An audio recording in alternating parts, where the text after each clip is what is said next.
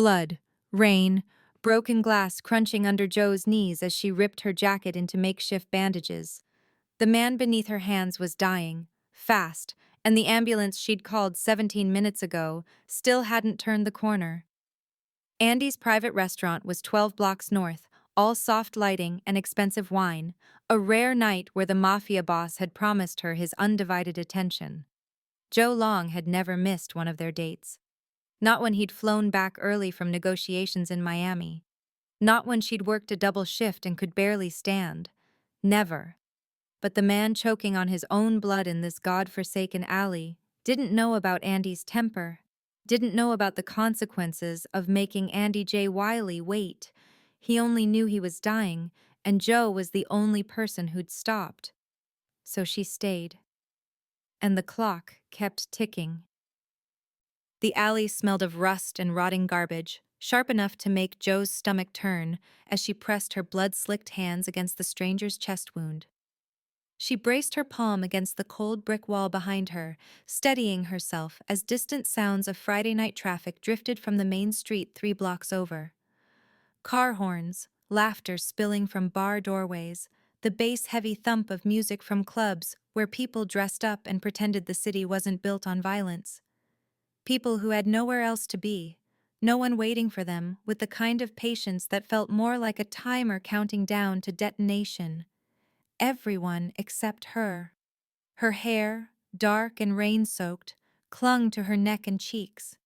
She tucked a strand behind her ear with trembling fingers, blood still wet beneath her nails from applying pressure to wounds. Her paramedic training had taught her to recognize as fatal without immediate intervention. Her blouse, white silk, the nicest thing she owned, was ruined, soaked through with rain and streaked with crimson. She'd spent an hour getting ready, choosing the right shade of lipstick, practicing what she'd say when Andy inevitably asked why she looked nervous. None of that mattered now. The stranger's hand was cold in hers, his breathing shallow and wet.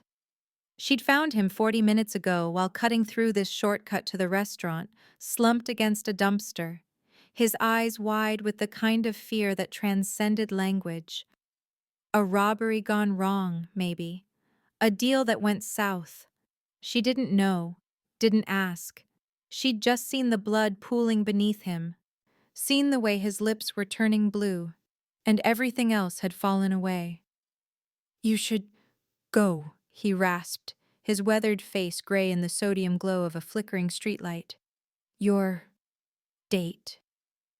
"Shh," Joe murmured, adjusting the makeshift pressure bandage she'd fashioned from her coat. "The date doesn't matter." But it did. Of course it did. She was supposed to meet Andy 90 minutes ago at his private rooftop restaurant, a place most people in this city would kill to see the inside of. It had taken him 3 weeks to clear his schedule, 3 weeks of dodging bullets and broker deals and whatever else a man like Andy J. Wiley did when he wasn't with her. This was supposed to be their night.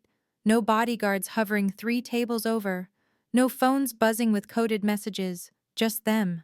Instead, she was here, kneeling in filth and broken glass, with a dying man whose name she didn't even know. Joe hadn't meant to be late. She'd planned everything perfectly. Left her apartment early, bought the roses from the corner shop Andy liked, even memorized a few things to say about the wine he'd promised to share. She wasn't like the women who usually orbited his world, the ones raised in Mafia families with their designer clothes and calculated smiles. She was a paramedic trainee from the South Side, someone who'd stumbled into Andy's life by accident and somehow convinced him she was worth keeping around. She didn't have the confidence of the women who belonged in his penthouse, didn't possess the ruthless charm of those who understood his empire. She simply existed in the margins of his world, accepted, but never quite fitting. Tolerated because Andy had decided she was useful enough to protect. Tonight was supposed to change that. Not that she thought he'd say he loved her, she wasn't naive enough to hope for that. But maybe he'd let her in a little more, let her see the man beneath the reputation, the one who texted her at 3 a.m. just to make sure she'd gotten home safe. Instead, she was here in the darkening alley with a man whose blood was soaking through her clothes. I sent word, she told him, though she wasn't sure he could hear her anymore. The ambulance knows where we are. They'll come. She'd flagged down a patrol car 20 minutes ago, given them the address, begged them to send paramedics. The officer had looked at her like she was insane, covered in blood, frantic, babbling about a dying man while the rain turned the street into a river. But something in her face must have convinced him because he'd radioed it in and told her to stay put. That was 20 minutes ago, maybe longer. Time felt strange out here, measured only by the stranger's increasingly labored breaths and the way her phone buzzed incessantly in her pocket. Andy, calling, texting, calling again. She couldn't answer. What would she say? Sorry, I'm late because I'm elbow deep in someone's chest wound? The moment she said it out loud, he'd send his men, and then there would be questions. Questions she didn't have answers to. Questions that would pull her deeper into a world she was already struggling to navigate. She hummed softly instead, an old melody her mother used to sing during late-night shifts at the clinic. The stranger's fingers twitched in hers, and she thought perhaps it brought him some comfort. Her phone buzzed again, then went silent. That silence was worse than the ringing. She could picture Andy now, jaw clenched, the muscle in his temple twitching the way it did when he was forcing himself not to explode. He'd be pacing the rooftop, probably, his security chief murmuring updates about her location. Because of course Andy tracked her phone. He'd told her it was for safety. She'd pretended to be annoyed but secretly felt relieved. Now that relief curdled into dread. She couldn't even bother to show up. Maybe she finally realized what she got herself into. Who would want to be with him anyway? The thoughts weren't hers, but she could hear them as clearly as if they'd been spoken aloud. 6 months of dating the most feared man in the city had taught her to anticipate judgment before it arrived, to brace herself for the moment when Andy's world would decide she wasn't worth the trouble. A car door slammed somewhere behind her. Joe went rigid, every instinct suddenly screaming danger. The ambulance should approach from the east, from the main road. This sound came from the west, from deeper in the industrial district, from the part of the city even cops avoided after dark. "Who's there?" Her voice came out stronger than she felt, though her heart hammered against her ribs. Silence. Then footsteps, deliberate and unhurried, boots splashing through puddles. A figure emerged from the shadows at the mouth of the alley. Tall, broad-shouldered, moving with the controlled grace of someone who'd never had to ask permission for anything in his life. Even in the dim light, even through the rain, Joe recognized the sharp lines of that suit, the ink crawling up his neck, the way he carried violence like other men carried briefcases. Andy J. Wiley stepped into the alley, his expression carved from stone and fury. Behind him, 2 more figures materialized. His lieutenants, weapons barely concealed beneath tailored jackets. They weren't here to help. They were here because Joe had made the most dangerous man in the city wait. And in Andy's world, that kind of disrespect only ended one way. What happens when the most dangerous man in the city realizes the woman he's been protecting just became his greatest liability? Stay with me, because what Joe doesn't know yet could get them both killed. And if you're already hooked by this story, hit that subscribe button so you never miss what happens when love collides with the underworld. Andy crossed the distance between them in 3 strides, his hands closing around Joe's shoulders with enough force to make her gasp. His eyes, dark, cold, absolutely lethal, raked over her from head to toe, cataloging every inch of blood-soaked fabric, every smear of crimson on her skin. "Whose blood is that?" His voice was barely above a whisper, but it carried the weight of a death sentence. "Joe, whose blood?" "I'm fine," she managed, still clutching the roses like they were the only real thing in the world. "Andy, I'm sorry. I can explain. Whose blood?" Each word came out sharper than the last, his fingers tightening on her shoulders. Behind him, his lieutenants had fanned out, hands hovering near concealed weapons, scanning the alley like they expected an ambush. "It's not mine," Joe forced herself to meet his gaze, even though every survival instinct screamed at her to look away. There was a man. He was dying. I couldn't just leave him. Something flickered across Andy's face. Not relief, something harder, more dangerous. His jaw clenched so tight she heard his teeth grind. What man? Where? In the alley off 4th Street. He'd been stabbed, I think. Maybe shot, I couldn't tell. There was so much blood and he was… Her voice cracked. He was begging me not to leave him. Andy's hands dropped from her shoulders. He took a single step back, his expression shifting from fury to something she couldn't read. Behind him, his 2 lieutenants exchanged a look, brief, loaded with meaning. They knew something. Describe him. Andy's voice had gone flat, emotionless. That was worse than the anger. What? Describe him, Joe. He pulled his phone from his pocket, fingers moving across the screen with controlled precision, even as his other hand trembled. Now. 40s maybe, dark hair graying at the temples. He had a scar across his left eyebrow, leather jacket. He kept trying to tell me something, but I couldn't understand. Something about they already infiltrated. The phone in Andy's hand cracked, literally cracked, the screen splintering under the pressure of his grip. One of his lieutenants, Marcus, the one who'd driven Joe home twice when Andy was out of town, stepped forward. Boss, that's Petrov's courier. Has to be.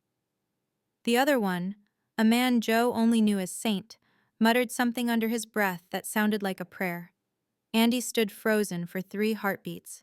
Then he moved. He grabbed Joe's wrist, pulling her toward the idling car with enough force that she stumbled. Get in! Andy, wait! Get in! He practically shoved her into the back seat, sliding in beside her while Marcus took the driver's seat and Saint climbed into the passenger side. The doors locked with a heavy thunk that sounded like a prison cell closing. Andy was already on another phone, one Joe had never seen before, sleek and black and clearly not meant for normal conversations.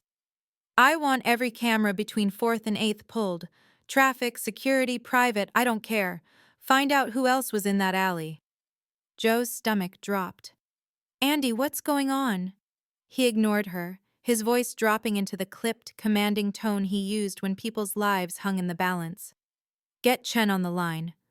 Tell him I need the hospital records for any John Does admitted in the last 2 hours with stab wounds, and pull Dimitri from the docks.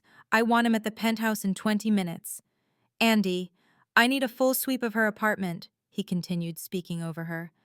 Bugs, trackers, anything that doesn't belong. And get a team to 4th Street. If Nikolai's people left so much as a cigarette butt, I want it bagged and analyzed. Marcus met Andy's eyes in the rearview mirror. You think she was followed? I think she's sitting here covered in the blood of a man who's been missing for 3 days, carrying intelligence that could start a war. Andy's voice was stone. So yes, Marcus, I think she was fucking followed. The car went silent except for the hum of the engine and the rain drumming against the roof. Joe felt the air leave her lungs. A war? Andy, he was dying. I was trying to help. I know. Andy finally looked at her and the expression on his face made her throat close. It wasn't anger anymore. It was fear. Raw, undisguised fear. I know you were trying to help, Joe. That's the problem. His phone buzzed.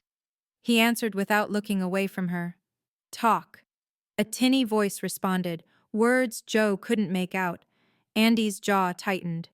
Confirmation? More tinny words. Son of a bitch. He ended the call and turned to Saint. It was him. Dmitri Volkov, Petrov's top courier. He died 20 minutes ago at Mercy General. Saint exhaled slowly.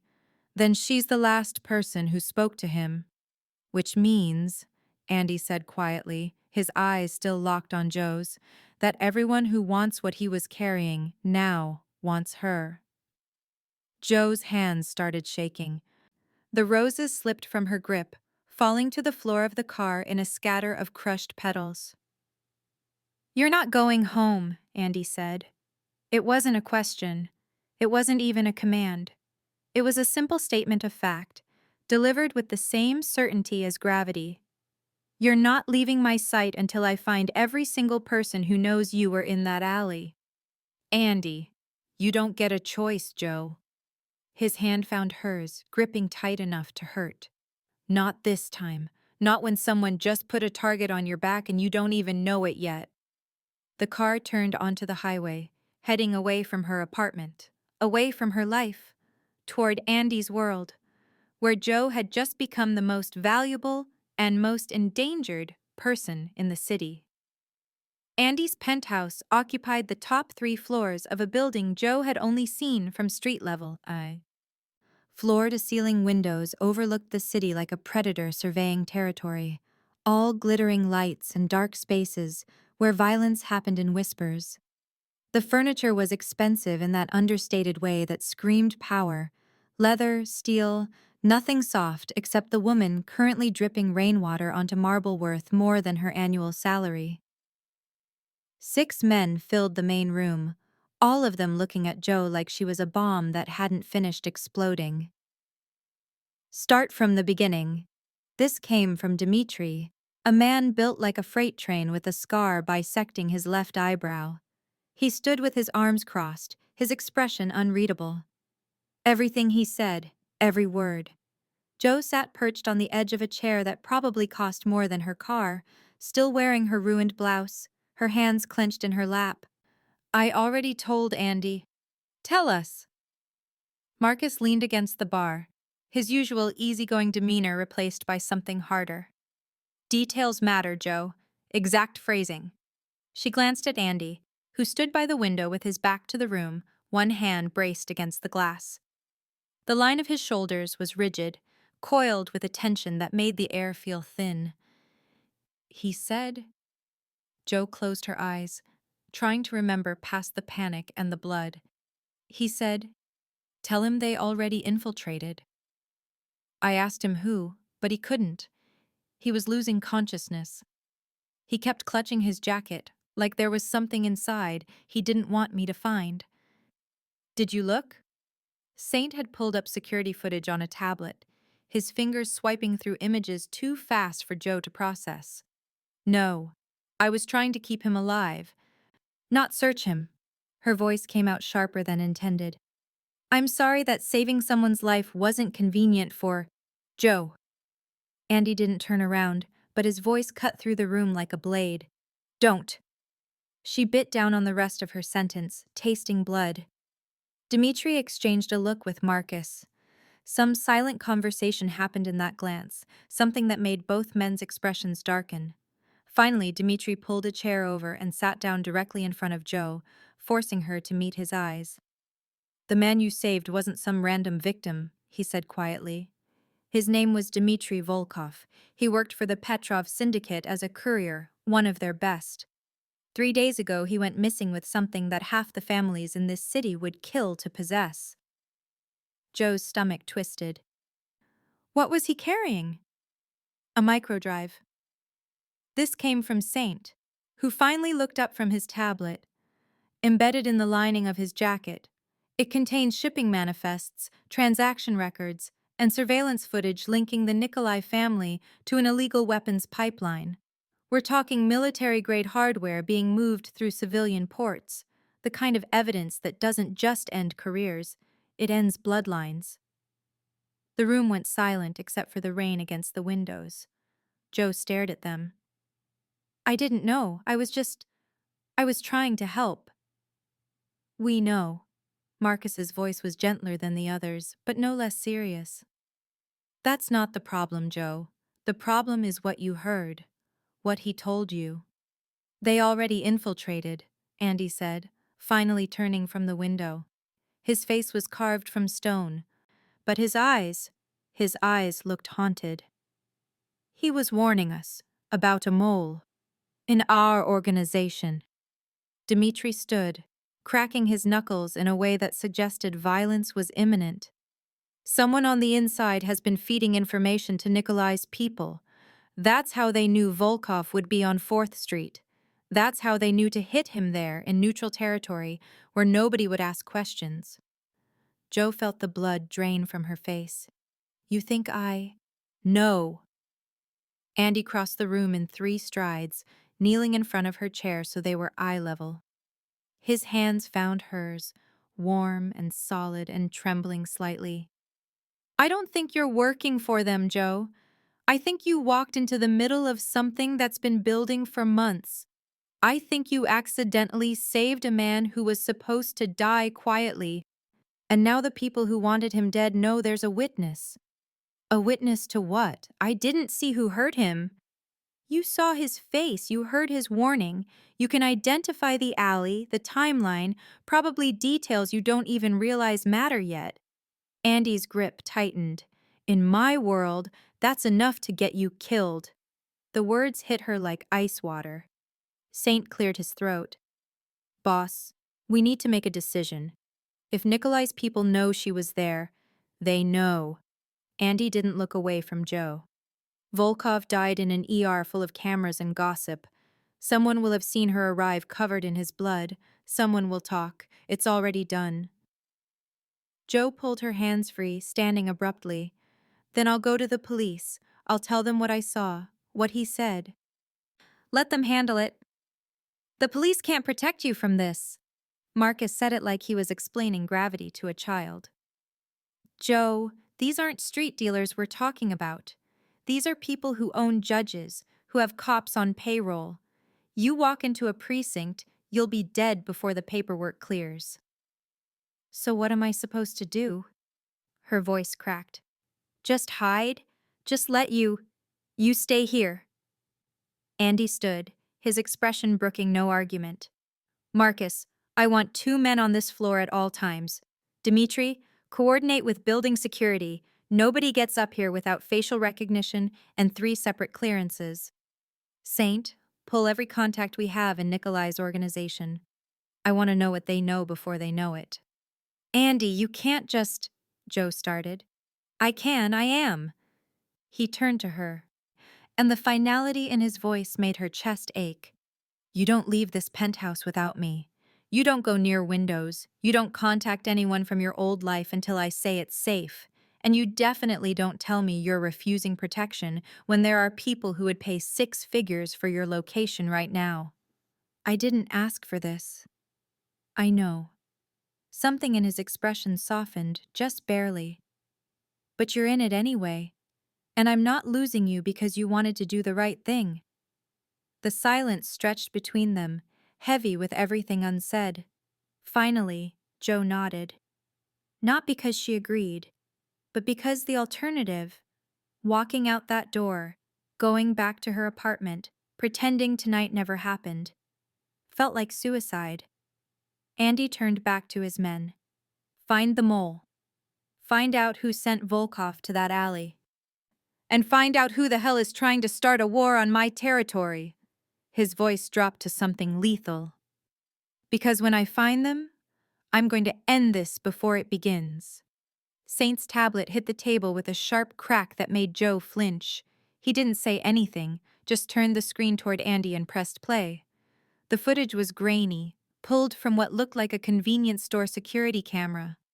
Timestamp, 7:43 p.m. Joe watched herself walk into frame, clutching the bouquet of roses, her coat pulled tight against the rain. She looked nervous, excited, completely unaware. 20 feet behind her, 2 figures emerged from a doorway. Both wore black jackets, hoods pulled low, faces obscured by medical masks. They moved with purpose, maintaining distance, but never letting Joe leave their sight. 4th and Madison, Saint said quietly, his finger tracing Joe's path across the screen. This is 3 blocks from where you found Volkov. Joe's hands went numb. She remembered that corner, remembered checking her phone, fixing her lipstick in a store window, completely oblivious to… The footage switched. Different camera angle, timestamp, 7:51 p.m. Joe was moving faster now, cutting through a side street to avoid traffic. The 2 figures followed, matching her pace exactly. They knew your route, Marcus said from his position by the door. Knew you'd take that shortcut. Another cut, 7:58 p.m. Joe paused at the mouth of the alley where she'd found Volkov.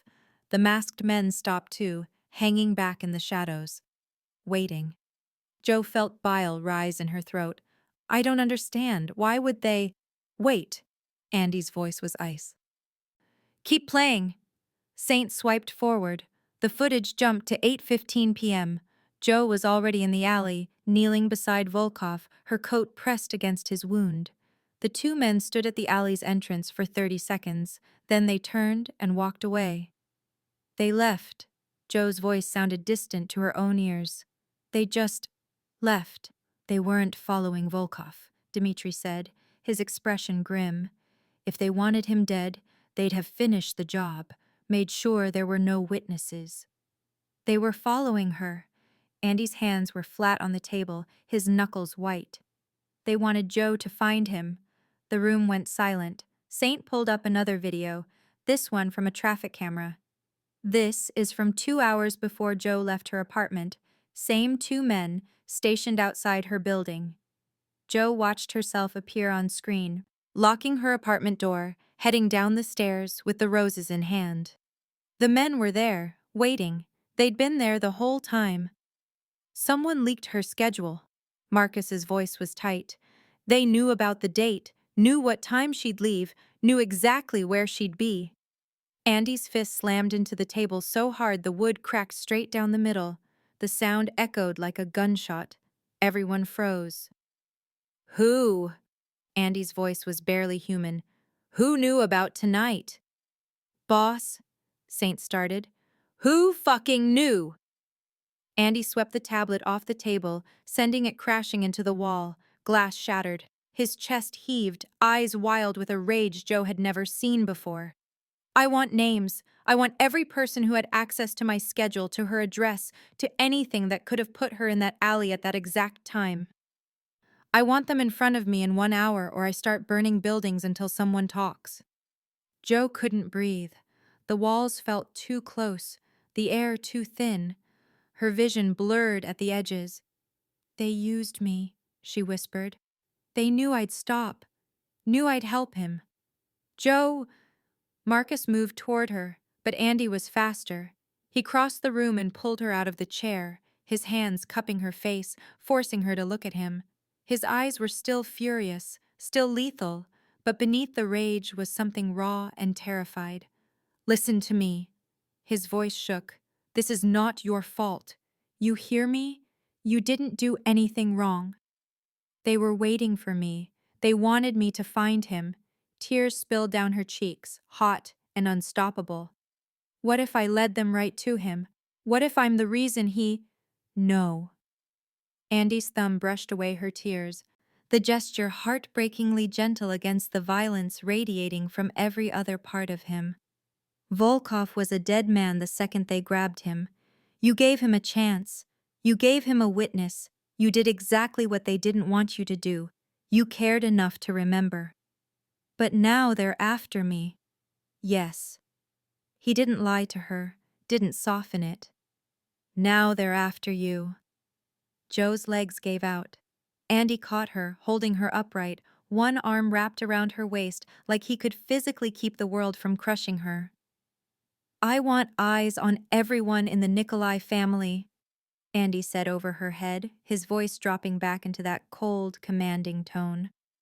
I want to know where they eat, where they sleep, who they're fucking, and I want to know which one of them thought it was acceptable to put a civilian in play. On it, Dmitri said, already moving toward the door. Saint, pull phone records for everyone who knew about tonight. Cross-reference with known Nikolai associates. If there's a leak, I want it cauterized. Consider it done. Marcus hesitated. Boss, if they know about Joe, they might already know she's here. Then let them come. Andy's arm tightened around Joe, pulling her closer. This building has more security than the Federal Reserve. They want her? They'll have to go through me first. And if they try? Andy's smile was a terrible thing, sharp and cold and promising death. Then I'll make sure there's nothing left to identify when I'm done. He looked down at Joe, his expression softening just enough to let her see the fear beneath the fury. You're not going home, Joe. Not tonight. Not until I find every single person who thought you were expendable enough to use as bait. Joe wanted to argue, wanted to insist she could handle herself, that she didn't need protection, that she wasn't some fragile thing to be locked away, but she'd seen the footage, seen herself being hunted like prey. So instead, she pressed her face against Andy's chest and let herself break. And Andy held her through it, his heartbeat steady against her ear, whispering promises that sounded like threats. I've got you. I've got you. And I swear to God, Joe, anyone who tries to touch you will drown in their own blood. Joe woke to voices arguing in the next room. The penthouse guest suite was dark, except for the city lights bleeding through blackout curtains Andy's men had installed, while she'd finally collapsed into exhausted sleep. Her phone said 4:47 a.m. She'd been out for less than 3 hours. Don't care what protocol says, move her, now! Andy's voice, tight with barely controlled fury. Joe pulled on the robe someone had left folded on the chair. Silk, expensive, still carrying Andy's cologne, and cracked open the door. The main room looked like a war council. Maps covered the table where Andy had shattered the wood earlier. Saint was on 3 different phones. Marcus had a laptop open, his face illuminated by streams of data. Dmitri stood by the window speaking rapid Russian into a burner phone. Andy stood in the center of it all, looking like he hadn't slept at all. His jacket was gone, shirt sleeves rolled up, shoulder holster visible. There was blood on his collar that hadn't been there before. Someone want to tell me what's happening? Joe's voice came out steadier than she felt. Every man in the room turned to look at her. The expressions ranged from grim to catastrophic. Andy crossed to her in 3 strides. You should be sleeping. Hard to sleep when it sounds like the world's ending out here. She searched his face, noting the new tension around his eyes, the set of his jaw. Andy, what happened? He exhaled slowly, then guided her to the couch, sitting beside her close enough that their knees touched. We intercepted communications from the Nikolai family an hour ago. They put out a contract. Joe's blood went cold. On who? Andy's silence was answer enough. How much? Her voice sounded distant, clinical. Shock, probably. The same detachment that got her through trauma calls. Enough that every freelance operator in 3 states just woke up to a very tempting offer. Marcus closed his laptop with a sharp click. We're talking professional hitters, Joe, not street thugs. Why? She looked at Andy, searching for answers in those dark eyes. I don't know anything. I didn't see who hurt Volkov. I can't identify anyone. Yes, you can. Saint appeared beside them, tablet in hand. We've been analyzing what you told us, what Volkov said to you in that alley. Joe's mind raced back, rain, blood, the dying man's lips moving against her ear as she'd tried to stop the bleeding. Tell him they already infiltrated, she recited. That's all he said. Not quite. Andy's hand found hers, his grip grounding. Think, Joe. His exact words. Every syllable matters. She closed her eyes, forcing herself back into that alley. The smell of rust and rain. Volkov's labored breathing. His hand clutching her wrist with surprising strength for a dying man. He said, Joe's eyes snapped open. He said, tell him they already infiltrated the North shipment. I thought he was delirious. I didn't think it meant the North shipment. Dimitri's voice cut through the room like a blade. That's the weapons cache coming through the harbor next week, the one only 6 people in this organization know about. Andy's jaw clenched so hard Joe heard his teeth grind. So we don't just have a mole. We have a mole with access to top-level operations. It's worse than that, boss. Saint pulled up something on his tablet. We just got confirmation from our contact in Nikolai's camp. They know Joe heard Volkov's warning. They know she can identify which shipment is compromised. But I don't even know what that means. Doesn't matter. Marcus was already packing equipment into a duffel bag. They think you do. That makes you the most dangerous person in the city right now. Andy stood abruptly, pacing like a caged predator. How long before the contract goes active? It already has, Dmitri said quietly. As of 20 minutes ago. The room fell silent except for the rain against windows and the distant wail of sirens. Jo felt the reality of it settle over her like ice. Someone had put a price on her life. Professional killers were probably already moving into position, studying building layouts, planning approaches. We're moving her. Andy's voice left no room for argument. I have a safe house upstate, off-grid, no paper trail, unknown even to most of my inner circle. We leave in 30 minutes. Andy, Joe started. No. He turned to face her, and the expression on his face made her breath catch. Raw fear, barely masked by fury. I'm not negotiating this, Joe. You stay here, you die. Maybe tonight, maybe tomorrow, but you die. I won't. His voice cracked. I can't let that happen. Marcus and Dmitri exchanged glances, then moved toward the door without a word. Saint followed, leaving Joe and Andy alone in the too quiet aftermath. Joe stood, crossing to where Andy stood rigid by the window. This isn't your fault. Like hell it isn't. He didn't look at her. You were on your way to meet me. If I hadn't insisted on that date, if I'd just left you alone like I should have, then Volkov would have died without anyone remembering his warning. And you wouldn't know your operation was compromised. And you wouldn't have a target on your back. Andy's reflection in the window looked haunted. Everyone I touch turns to ashes, Joe. Everyone I care about becomes leverage. I knew that. I've always known that.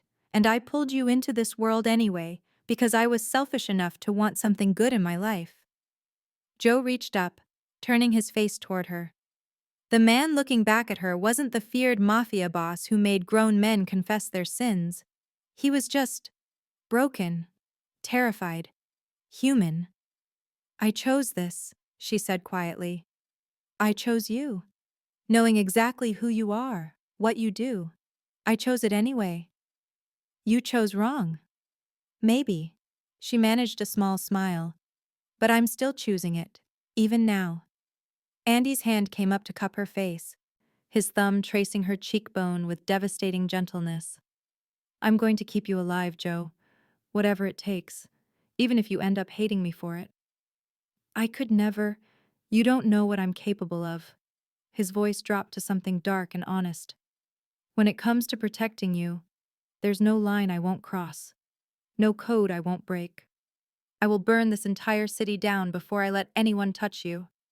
Joe should have been frightened, should have recognized the obsession in those words, the dangerous edge of possessiveness. Instead, she felt safe for the first time since that alley. Then take me somewhere they can't find me, she whispered. And let's figure out how to end this before it ends us. Andy pulled her against his chest, his heartbeat rapid beneath her ear. When he spoke, his voice carried the weight of an unbreakable vow. Pack light. We leave in 20 minutes. And Joe? He tilted her chin up, forcing her to meet his eyes. From this moment forward, you don't leave my sight. Not for a second. Understand? She nodded, seeing the truth written across his face. This wasn't just protection anymore. This was war. And Andy J. Wiley was about to remind the entire underworld why his name was spoken in whispers. Joe had insisted on one thing before disappearing into Andy's safe house. She needed to close out her volunteer shift at Mercy General. There were patients expecting her, supplies that needed restocking, paperwork with her signature that would raise questions if left undone. Andy had agreed only after deploying enough security to invade a small country. Marcus flanked her left, dressed in scrubs that barely concealed his shoulder holster. Dmitri covered the right in a white coat stolen from the doctor's lounge, his hand never straying far from the weapon at his hip. 2 more guards waited by the exits. Another monitored security feeds from a van in the parking garage. This is insane, Joe muttered as they walked through the hospital's main entrance at 2 p.m. I look like the president. The president gets attempted assassinations too, Marcus said mildly. At least you've got better security. The volunteer coordinator barely glanced up when Joe signed in, too buried in paperwork to notice the small army surrounding one of her part-time workers. Joe grabbed her badge, clipped it to her jacket, and headed toward the supply room on the third floor. Everything felt surreally normal. Nurses rushing between rooms, the intercom calling codes, the smell of antiseptic and cafeteria food. Joe had spent 2 years volunteering here, learning the rhythms of the hospital like a second language. She almost believed she was safe. The first shot shattered that illusion.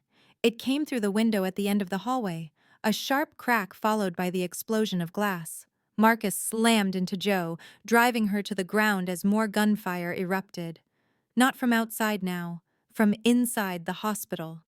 3 men in maintenance uniforms rounded the corner, weapons already raised. Professional, coordinated, moving with military precision. Dmitri returned fire, his weapon appearing in his hand like magic.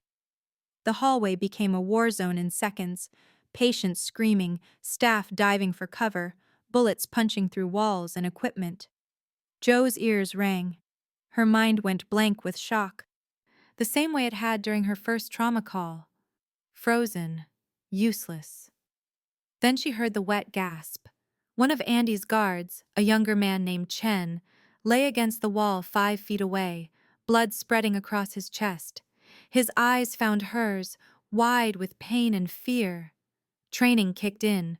Joe crawled toward him, staying low as bullets whined overhead. Her hands found the wound, pressing hard despite the blood slicking her fingers. Stay with me, Chen. Joe, get down! Marcus was pinned behind a medicine cart, trading fire with 2 attackers. A 4th man appeared from the stairwell, moving straight for her. Large, masked, arms reaching. Dmitri put 3 rounds in his chest before he got within 6 feet. The man dropped, dead before he hit the linoleum.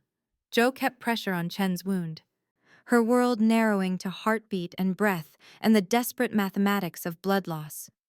She ripped open a crash cart, grabbing gauze and a trauma bandage, working on pure instinct. The gunfire intensified. Someone was screaming. Glass kept breaking. Then everything changed. The stairwell door exploded inward, and Andy stepped through like an avenging angel carved from rage and violence. He moved with lethal precision, his weapon an extension of his body. The first kidnapper went down with a bullet between his eyes. The second tried to run. Andy shot him in the spine. The third raised his hands in surrender. Andy shot him anyway. 3 shots. 3 bodies. Less than 5 seconds. Then his eyes found Joe, kneeling in blood that wasn't hers, hands pressed against Chen's chest.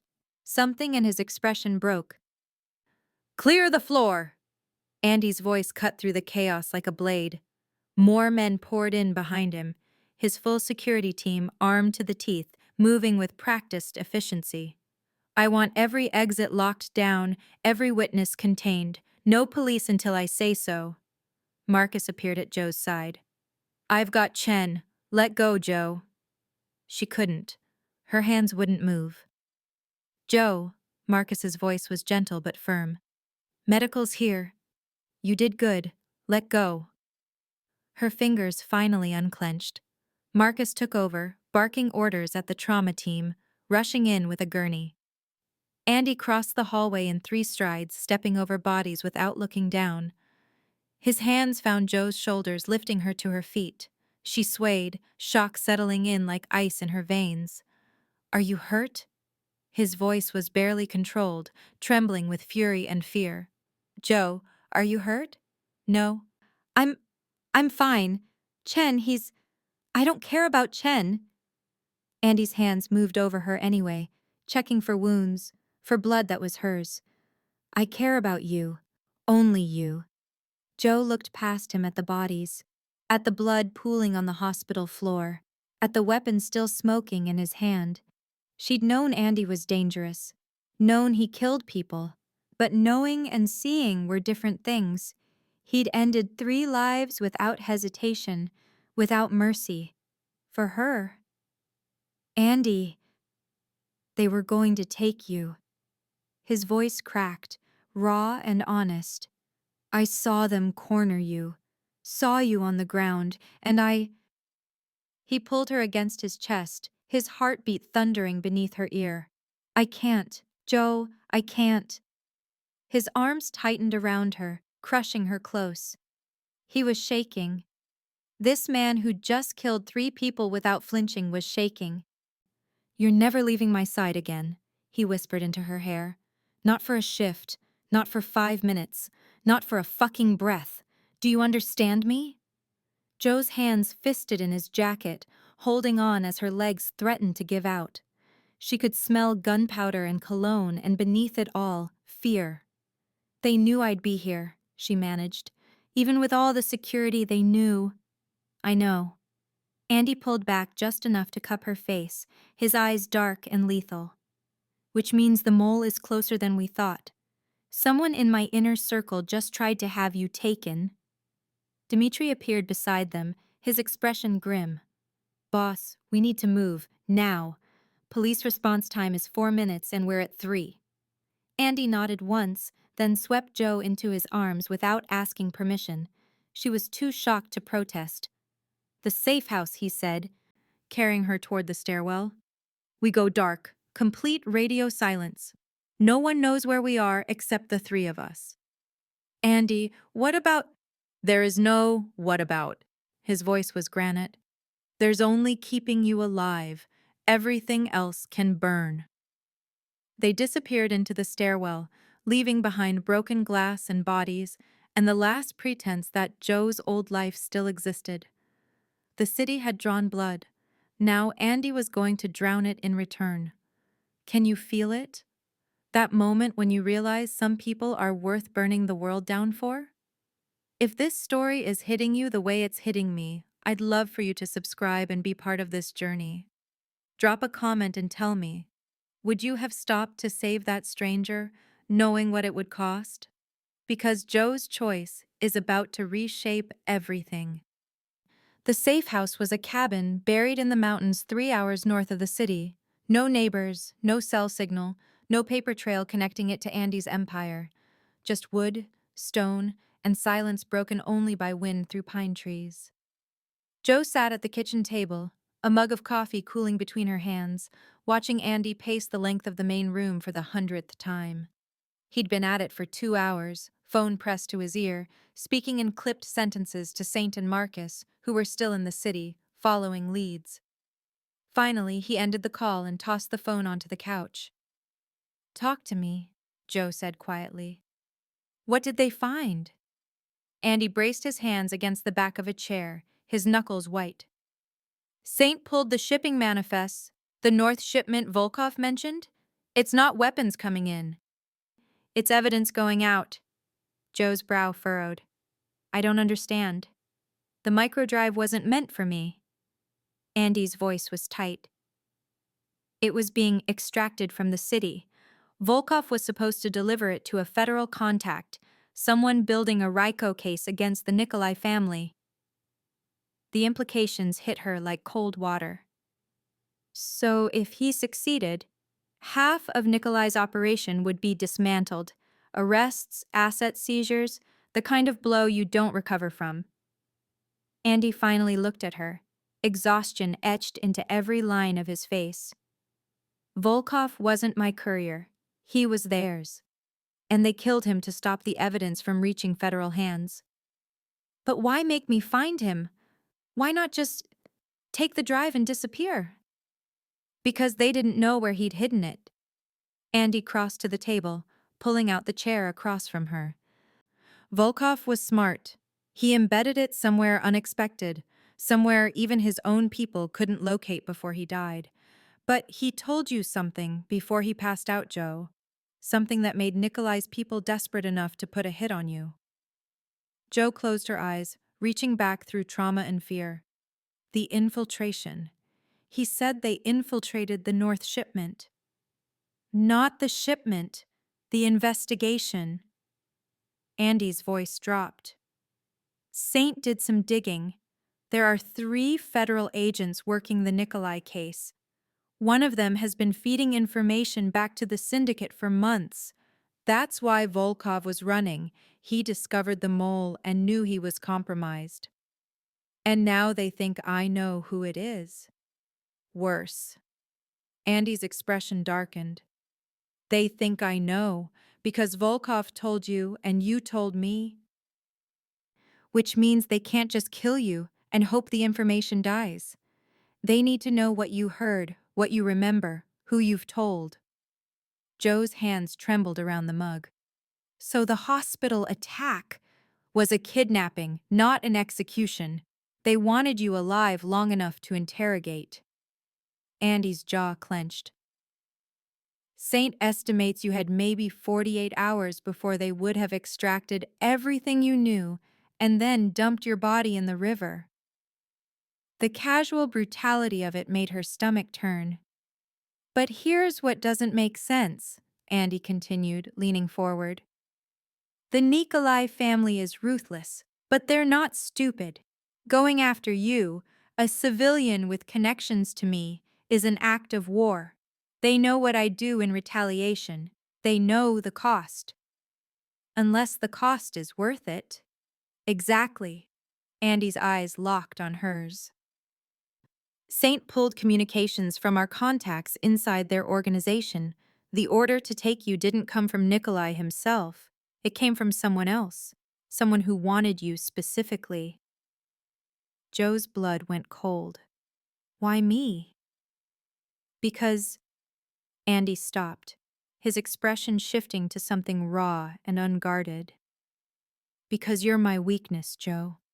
Everyone in the city knows it. I've never kept anyone close the way I've kept you. Never let anyone inside my world who wasn't already part of it. And someone decided to use that against me. The air between them felt heavy, charged with everything unspoken. The mole isn't just in the federal investigation, Joe said slowly, pieces clicking together. They're in your organization too. Someone who knows about us, who knows my schedule, who could leak my location. Someone I trust. Andy's voice was barely above a whisper. Someone close enough to know about our date, to know I'd planned it weeks in advance, to know you'd be walking through that neighborhood at that exact time. The cabin fell silent except for the crackling fireplace. Joe thought about the men she'd met. Marcus, with his easy smile. Dimitri, who'd saved her life twice. Saint, who'd pulled surveillance footage and coordinated security. Any of them could have... It's not them, Andy said, reading her expression. My inner circle has been with me for years. I'd stake my life on their loyalty. Then who? I don't know yet, but we're close. He reached across the table, his hand covering hers. Saint is running deep background on everyone with access to my calendar, cross-referencing financial records, communications, anything that doesn't fit the pattern. We'll find them. Joe turned her hand over, lacing her fingers through his. And when you do? Andy's smile was a terrible thing. Then I remind this city what happens when someone tries to take what's mine. The possessiveness should have scared her. Instead, it settled something anxious in her chest. They sat like that for a long moment, hands joined across the scarred wooden table, the weight of the day finally catching up to both of them. I thought you were dead, Andy said suddenly, his voice rough. When you didn't show up to the restaurant, when your phone went to voicemail, I thought... He stopped, swallowing hard. I've seen men die, Joe. I've killed men. But nothing terrified me like those 2 hours of not knowing where you were. Joe's throat tightened. Andy, I checked the hospitals first, then the morgue. Then I started calling in favors, pulling surveillance, tracking your phone's last known location. My men thought I'd lost my mind. Maybe I had. He looked down at their joined hands. You're a paramedic trainee who buys flowers from corner shops and volunteers at hospitals. You shouldn't be in my world. You shouldn't know what I am, what I do. But God help me, Joe. I can't let you go. I don't want you to. His eyes snapped up to hers, searching for doubt, for fear, for any sign she didn't mean it. Joe stood, moving around the table until she stood in front of him. She cupped his face in her hands, feeling the tension thrumming through him, the barely controlled violence that lived beneath his skin. "I see you," she said softly. "Not the reputation, not the empire. You. The man who planned a date for 3 weeks, who tracks my phone because he's terrified something will happen to me, who just killed 3 people without hesitation because they tried to take me." Her thumb traced his cheekbone. "I see all of it, Andy. And I'm still here." He pulled her into his lap, burying his face against her neck. His arms wrapped around her like he could physically keep the world from tearing her away. "You're never leaving," he whispered against her skin. "I won't survive it." Joe held him back just as tightly, understanding finally settling over her. This wasn't just protection. This wasn't just attraction. This was 2 people who'd found something worth burning the world down for, and neither of them was willing to let go. Joe woke at 3 a.m. with Volkov's voice echoing in her head, not just the words. The way he'd said them, the desperate rasp as his blood-slicked hand had gripped her wrist, pulling her closer. "Tell him. Brick house. North wall. They already infiltrated." She'd thought he was delirious. Dying men often were. But what if— Andy. She shook his shoulder. They'd fallen asleep on the couch, exhausted from piecing together intelligence until midnight. "Andy, wake up." He was alert instantly, weapon appearing in his hand before his eyes fully opened. "What's wrong?" "Brick house. North wall." Joe sat up, her mind racing. "That's what Volkov said. I thought he meant the north shipment, but what if he meant an actual location?" Andy's expression sharpened. "Say that again." "Brick house, north wall." He said it twice, kept trying to make me understand. Joe grabbed Andy's phone, pulling up the map. Where would Volkov hide evidence if he was running scared? Somewhere he knew, somewhere familiar. The old distribution center. Andy was already moving, grabbing weapons and gear. 4th Street, 3 blocks from where you found him. Abandoned warehouse, brick construction. Nikolai's family used it in the 90s before the territory shifted. Would Volkov know about it? He'd been with Petrov for 15 years. He'd know every safe house, every drop point in the city. Andy made 3 calls in rapid succession. Marcus, Dmitri, Saint. His voice clipped and urgent. "We move now. Full tactical. If I'm right, that microdrive is sitting in a warehouse that half the underworld is probably already searching." 20 minutes later, they were in the city, speeding through empty streets in an SUV with bulletproof glass and enough weapons in the back to start a small war.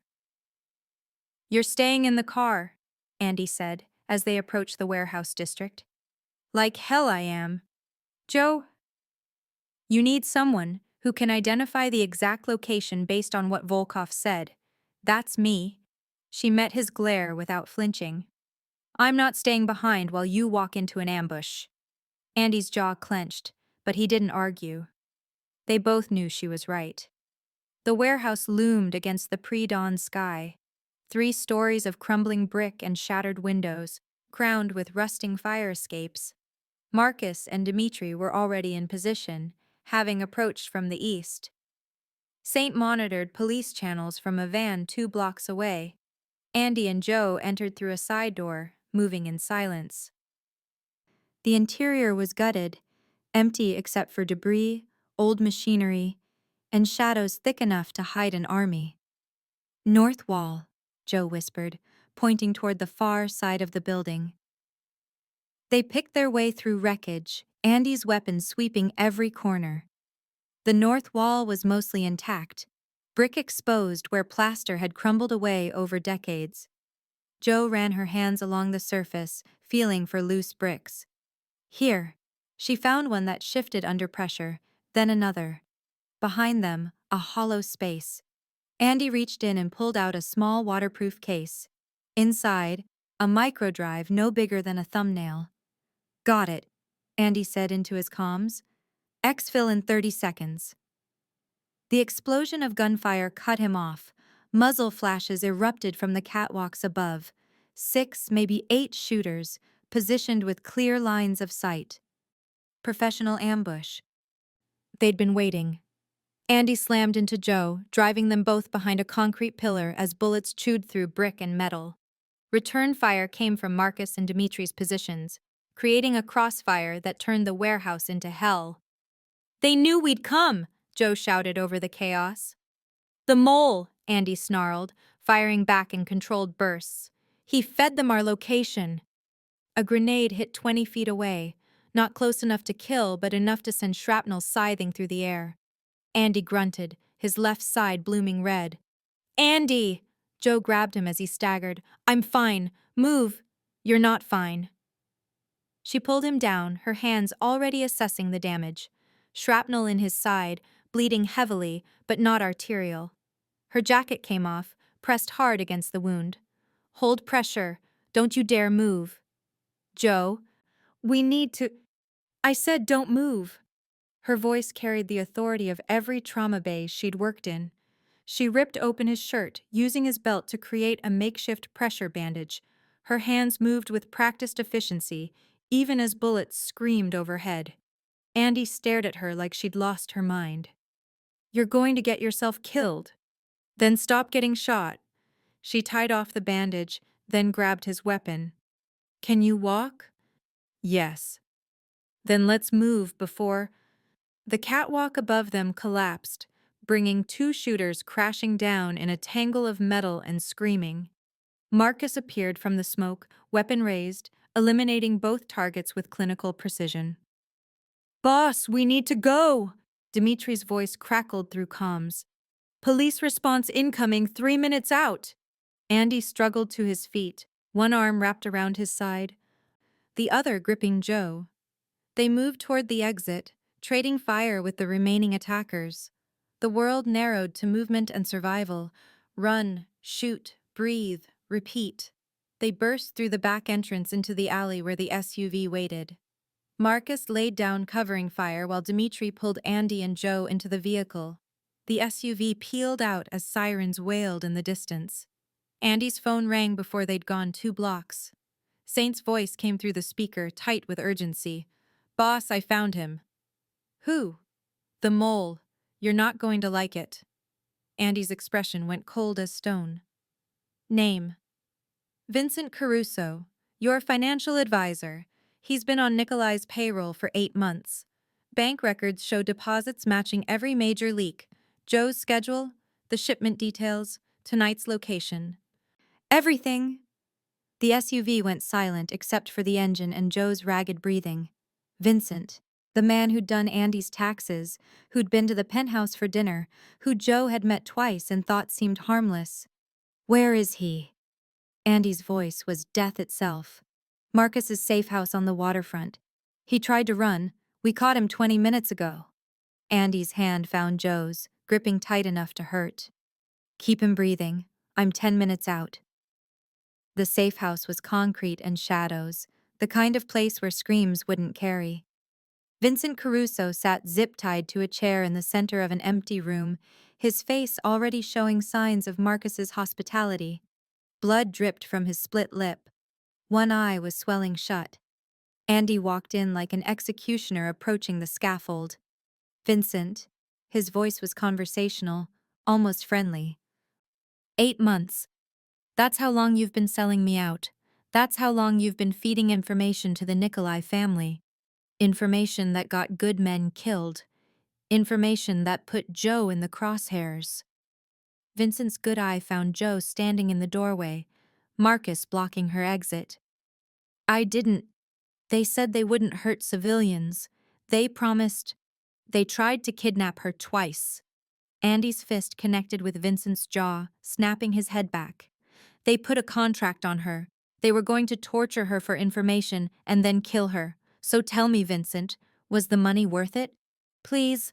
"How much?" Andy's voice dropped to a whisper. "How much was her life worth to you?" Vincent sobbed. 200,000.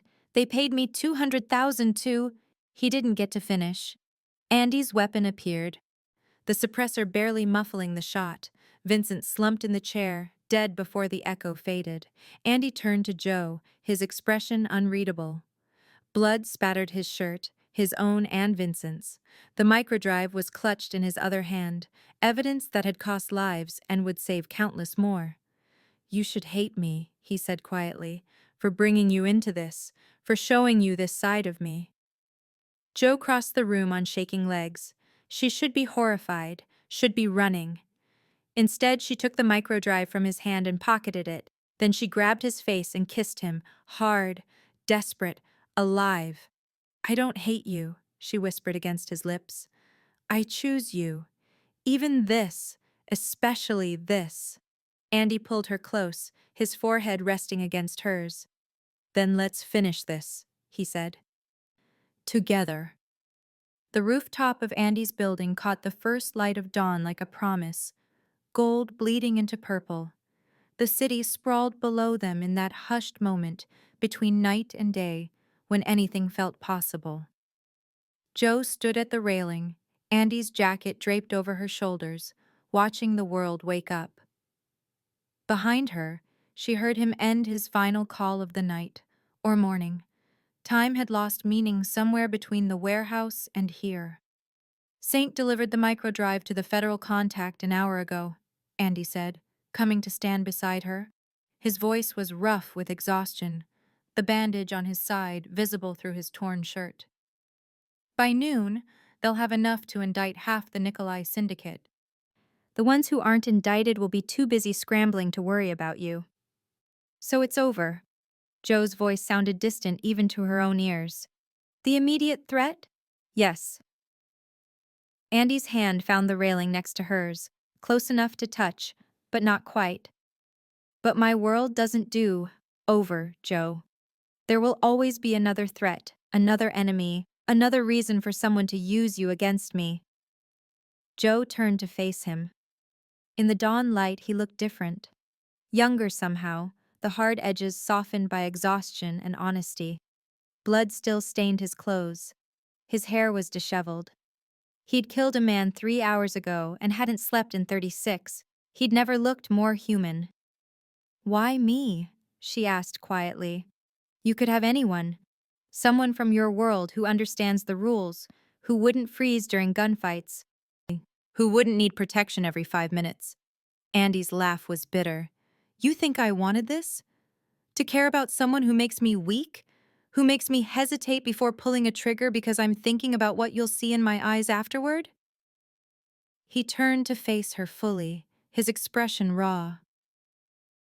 "I tried to stay away from you, Joe. After that first night we met, when you stitched up that kid from the South Side without asking questions, without judgment, I knew you were dangerous. Knew you'd unravel everything I'd built." "Then why didn't you?" "Because for the first time in 15 years, someone looked at me and saw a person instead of a weapon." His hand finally covered hers on the railing. "You asked me about my mother once, about whether I missed her. No one in my organization would dare ask that. They see the boss, the killer, the man who controls half the city's underworld. You saw someone who might miss his mother." Joe's throat tightened. She remembered that conversation. Late night, after too much wine, Andy's guard finally lowered enough to admit he was human. "I was terrified," Andy continued, his voice barely above a whisper. "When you didn't show up at the restaurant. When I couldn't reach you. When I found you covered in blood and realized you'd stumbled into something that could get you killed." He pulled her hand to his chest, pressing it against his heartbeat. "I have survived assassination attempts, territory wars, federal investigations. But 2 hours of not knowing if you were alive broke something in me I didn't know could break. Andy, let me finish." His other hand came up to cup her face. "I am not a good man, Joe. I have done things that would make you sick. I will do worse things to protect you. I am possessive and violent, and I don't know how to love someone without consuming them entirely." His thumb brushed her cheekbone. "But I am asking you anyway. Stay with me. Not in hiding, not in fear. Stay with me because you want to. Because somehow, impossibly, You see past the monster to whatever's left underneath. Joe's eyes stung with tears she refused to let fall. She thought about the past 72 hours, the blood, the fear, the violence. She thought about watching Andy kill without hesitation, about the way his hands shook when he held her afterward. She thought about the choice in front of her: walk away and reclaim her quiet life, or step fully into his world, knowing exactly what it would cost. I have conditions, she said finally. Andy's expression didn't change, but something flickered in his eyes. Hope, maybe, or fear. Name them. I keep volunteering at the hospital. With security, fine, but I keep doing it. Done. I don't become one of your assets. I'm not protected because I'm useful. I'm protected because you care. The moment that changes, I walk. It won't change, Andy said fiercely. Joe, you could be completely useless and I'd still… He stopped, swallowing hard. It won't change. And when you do something that crosses a line, when you kill someone or make a decision that I can't reconcile with who I am, I get to call you on it. I get to challenge you.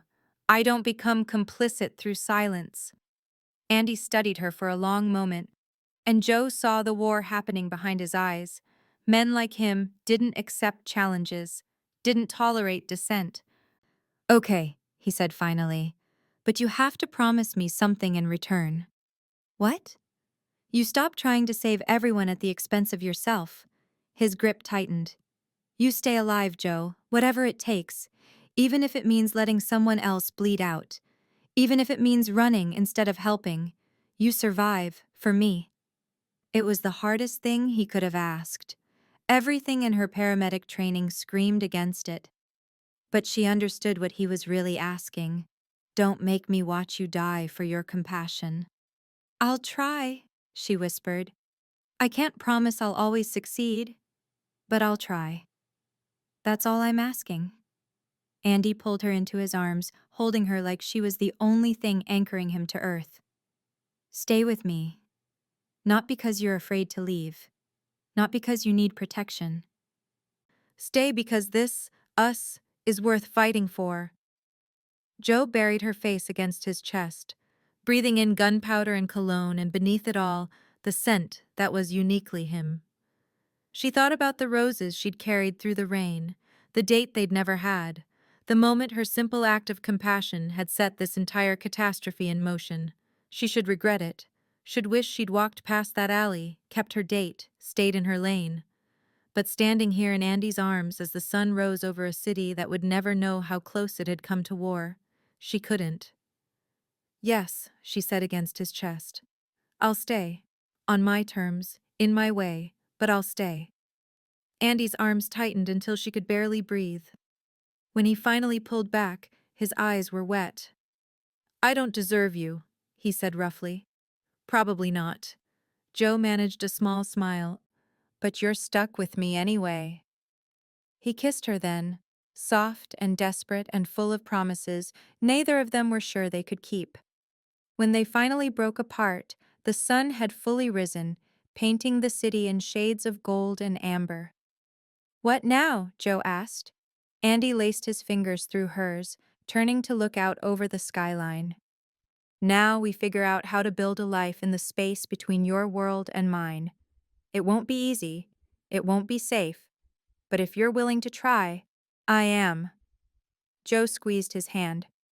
I'm terrified and probably insane, but I am. Then that's enough. Andy pulled her close, his chin resting on top of her head. We'll face whatever comes next together. The threats, the violence, the impossible balance of loving someone when you live in darkness. Below them, the city continued to wake, millions of people starting their days, unaware of the Mafia war that had been prevented, the evidence that would topple an empire, the paramedic and the crime boss who'd found something worth protecting in each other. Joe leaned into Andy's warmth, exhausted and heart-bruised, and somehow, impossibly, hopeful. She'd missed date night to save a dying stranger. And in return, she'd found something she hadn't known she was looking for. Not safety, not security, but a man who would burn the world down to keep her safe, and the courage to love him despite, or maybe because of, what that meant. Andy? She said quietly as the morning stretched before them. Yeah? Next time you plan a date, maybe pick somewhere less dramatic than a rooftop restaurant? His laugh rumbled through his chest, genuine and warm. No promises. Drama seems to find us whether we want it or not. Then I guess we'd better get used to it. I guess we had better. They stood there as the sun climbed higher, two people who shouldn't work but somehow did, watching the city wake and choosing, despite everything, to face whatever came next together. You just witnessed a paramedic trainee and a mafia boss choose each other over safety, over logic, over everything that should matter. If that gave you chills, you're my kind of person. Subscribe and become part of a community that believes love isn't about finding someone perfect. It's about finding someone worth fighting for. Comment below, Team Joe or Team Andy? Or are you, like me, completely here for both of them? And in Andy's world, where loyalty was currency and trust was earned in blood, that choice meant everything. It meant forever. Even if forever came with bodyguards, bulletproof glass, and the constant knowledge that danger was always one heartbeat away. Joe had chosen him. Andy had chosen her. And for now, in this moment, that was enough.